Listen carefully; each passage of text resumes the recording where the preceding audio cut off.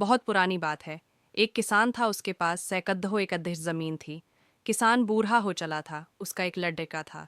उसका नाम सुरेश था। एक दिन अचानक जमींदार की मृत्यु हो गई। अब सारी जमीन की देखभाल उसके लड़के सुरेश के ऊपर आ गई। लेकिन सुरेश को खेती बाड़ी और मेहनत करना अच्छा नहीं लगता था। वह जल्द ही बहुत अमीर बनना चाहता था। तभी किसी ने उसे पारस पत्थर के बारे में बतलाया। पारस पत्थर एक ऐसा पत्थर होता है जिसे किसी भी धातु से स्पर्श करने पर वह धातु सोना बन जाती है। सुरेश किसी भी कीमत पर पारस पत्थर पाना चाहता था। उसने पारस पत्थर ढूंढने का बहुत प्रयास किया, किंतु उसे पारस पत्थर कहीं नहीं मिला। पारस पत्थर के लिए उसने कई लोगों से संपर्क किया, किंतु वह पारस पत्थर पाने में असफल रहा। आसपास के ठगों को पता चल गया कि सुरेश किसी भी कीमत पर पारस पत्थर पाना चाहता है। ठगों ने पारस पत्थर का लालच देकर सुरेश से लाखों रुपये ठग लिए। ठगों के बाद सुरेश ढोंगी बाबाओं के जाल में फंस गया। ढोंगी बाबाओं ने भी सुरेश को लालच देकर बुत सा पैसा ऐंठ लिया। पारस पत्थर के लोभ में सुरेश को बहुत नुकसान हुआ और उसे अपनी कई एकड़ जमीन भी बेचनी पड़ी। सुरेश की पत्नी हमेशा उसे समझती कि इन सब बातों में मत बद्धो। अपने पास बहुत ज़मीन है, उसी में खेती करो। मेहनत भी किसी पारस पत्थर से कम नहीं है। किंतु सुरेश को तो पारस पत्थर की ही धुन सवार थी। एक दिन गांव में बहुत पहुंचे हुए संत आए। सभी ने उन्हें अपनी समस्याएं बतलाईं। सुरेश भी अपनी पत्नी के साथ उनसे मिलने गया और उन्हें अपनी समस्या बतलाई।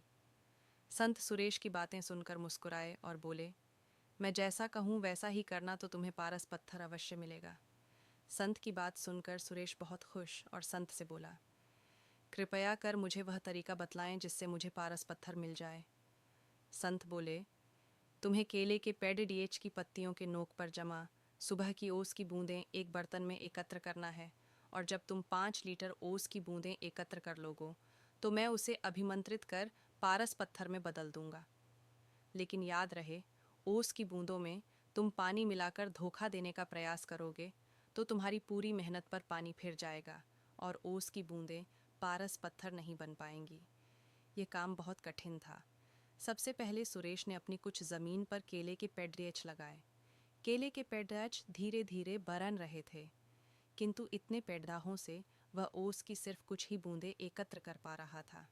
उसे लगा, इतने केले के पौधों से 5 लीटर ओस एकत्र करने में तो उसे सालों लग जाएंगे। उसने फिर कुछ केले के पौधे और लगाए। इस तरह करते करते उसने अपनी लगभग पूरी ज़मीन पर केले के पेडस्चा लगा ली।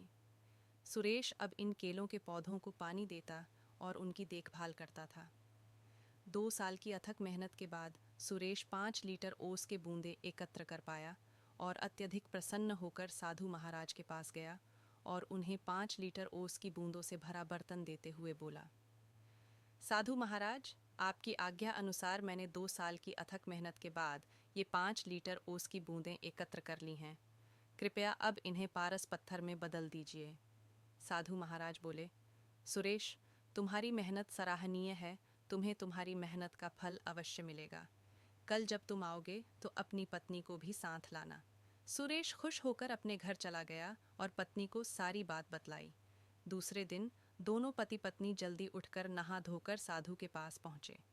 साधु ने सुरेश को देखकर कहा, सुरेश, मैंने ओस की बूंदों को पारस पत्थर में बदलने के बहुत प्रयास किया, किंतु मैं उन्हें पारस पत्थर में नहीं बदल सका। यह सुनकर सुरेश बहुत उदास हुआ और साधु से बोला, आपके कहे अनुसार मैंने 2 साल अथक मेहनत करके 5 लीटर ओस की बूंदें एकत्र की, किंतु मेरी मेहनत बेकार गई। अपने भी दूसरे लोगों की तरह मुझसे झूठ बोला।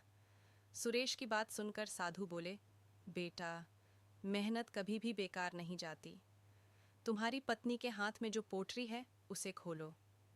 सुरेश ने उसकी पत्नी के हाथ में रखी पोटरी खोली तो देखकर दंग रह गया। उसमें सोने चांदी के आभूषण और कीमती रत्न थे। साधु बोले, सुरेश, ये तुम्हारी मेहनत का फल है जो किसी पारस पत्थर से कम नहीं है। सुरेश ने कहा, यह मेरी मेहनत का फल कैसे हुआ? साधु बोले, तुमने 2 साल से मेहनत करके जो केले के पौधे लगाए थे, 2 साल से उनमें फल भी लग रहे हैं, किंतु तुम्हारा पूरा ध्यान पारस पत्थर और ओस की बूंदों पर था और तुमने फलों पर ध्यान ही नहीं दिया। किंतु तुम्हारी पत्नी इन फलों को बाजार भिजवा दिया करती थी और ये सारे आभूषण और रत्न फलों की बिक्री से आए पैसों को बेचकर खरीदे हैं। सुरेश ने मुस्कुराते हुए उसकी पत्नी की तरफ देखा और बोला, तुम सही थीं जो हमेशा कहती थीं कि मेहनत से बद्धा कोई पारस पत्थर नहीं होता। सुरेश साधु की तरफ हाथ जोड़कर बोला, आपने मेरी आंखें खोल दी। अब मैं हमेशा मेहनत करूंगा और पैसा कमाने के लिए कोई शॉर्टकट नहीं अपनाऊंगा। सुरेश अब खूब मेहनत करने लगा और अपनी मेहनत से समाज में खोया रुतबा फिर से प्राप्त कर लिया। शिक्षा, मेहनत से कुछ भी पाया जा सकता है,